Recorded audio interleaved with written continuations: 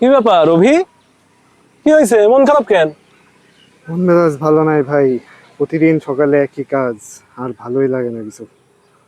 তুমি একটা কাম করো, তুমি একটু বন্ধু বান্ধবের সাথে কোনো জায়গাতে ঘুরে আসো, ভালো লাগবে না? হ, কাজ করতে করতে মরে যাচ্ছি আমি। এখন সবকিছু বাদ দিয়ে ঘুরতে যাবো? হেবি বুদ্ধি দিছেন। আরে আমি কি, একশো বুদ্ধি।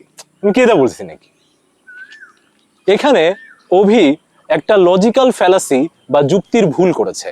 এর নাম হচ্ছে স্ট্রম্যান ফ্যালাসি। এর অর্থ হচ্ছে অন্য কারোর কথাকে নিজের মতো করে ঘুরিয়ে সাজিয়ে বা বিকৃত করে আক্রমণ করা। যেমন এখানে আমি বললাম যে যেহেতু অভির একঘেয়ে লাগছে, তাই ও যদি কোনো জায়গা থেকে ঘুরে আসে তাহলে ওর ভালো লাগবে।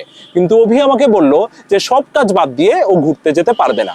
সেটা ঠিক, সব কাজ অভি বাদ দিতে পারবে না, কিন্তু এখানেই অভিযুক্তির ভুলটা করেছে, স্ট্রম্যানিং করেছে। কারণ আমি কিন্তু অভিকে সব কাজ বাদ দিতে বলিনি।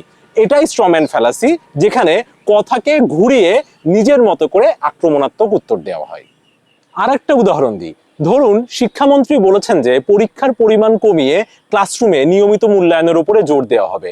এর মানে হচ্ছে পরীক্ষা থাকবে কিন্তু পরীক্ষার পরিমাণ কমবে, বরং ক্লাসে ধারাবাহিকভাবে মূল্যায়ন করা হবে। কিন্তু সংবাদপত্রে খবর এভাবে ছাপানো হলো যে শিক্ষামন্ত্রী বলেছেন পরীক্ষা বাতিল হয়ে যাবে। অর্থাৎ এখানে শিক্ষামন্ত্রীর বক্তব্যকে বিকৃত করে প্রকাশ করা হলো। এটাই স্ট্রম্যান ফ্যালাসি। আপনার জীবনে এই রকম যুক্তির ভুল আর কোথায় কোথায় আপনি দেখেছেন? কমেন্টে জানান।